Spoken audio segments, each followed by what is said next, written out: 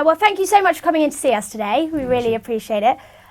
So just to kick us off, why don't you tell me a little bit about what the film is actually all about? So this film is a documentary which portrays the fishing community on the island of Hvar in Croatia. It is documenting how this island is unfortunately changing a little bit. It's taking a bit of a different direction to what I'm used to what I've experienced. I've been going to this island since I was a child. I'm half Croatian. My grandfather was from there. What I wanted to do with this film was, by following our fishermen, making them the anchor of the entire structure, was to remind people that there is still a community there and life continues after the summer season as well. And so by following these fishermen throughout the 4 seasons, we want to remind our viewer that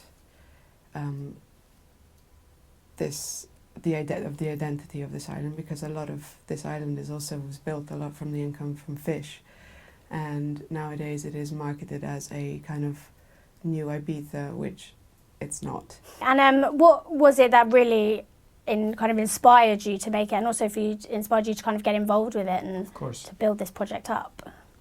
For us, I mean, myself and my business partner, Enrico Tessarin, we have a production company here in London, and we've been doing documentary for years. And in a sense, it's always been really difficult for us to choose what other documentary and what other director we wanted to work with. And in a sense, we found in Chiara, a director that shared a very similar vision to our, and even more, the attitude to and the importance for her to tell a story that she wanted to get out there to the rest of the world. And it was an idea that we loved. We loved the way she approached this topic, and we thought that it was worth for us to spend not just a few days or a few months, but spend years working for her to document how these people are living on the island. So we felt that it was very much a natural connection between us and her, because we've done documentary in Bosnia, we've done documentary about really difficult topics. And we felt that, yes, this was an easier topic from, if you look at it from far away, but at the same time, you need to have a director that knew exactly where wanted to go and what wanted to achieve. Yeah, now, of course, you said you were following 2 families. Mm-hmm. How was it, kind of getting into their lives and stuff? And obviously, was it difficult, to kind of get anyone on board at first, to be a part of the documentary, or were people on the island very willing? I think they could feel for me it was important to respect their space, and I'm lucky because I think they must have felt it and they accepted me on this boat with them, and they accepted my colleagues as well, Mirko and Enrico. I think we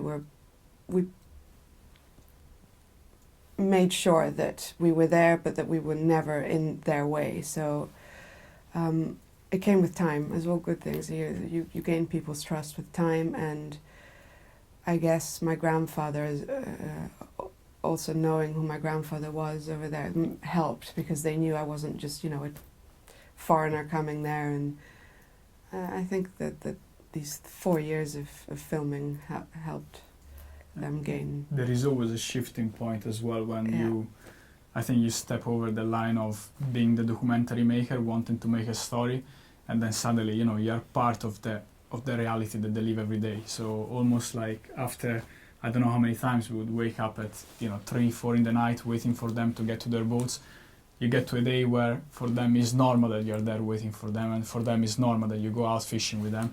And suddenly they realize, they're doing this story, yes, but not for them or for yourself, but they make it because they really want to get to know us, and they do it maybe as well to give us a bit of recognition that we should have on an island that no one really cares about them except Chiara and a few other people that live from the island.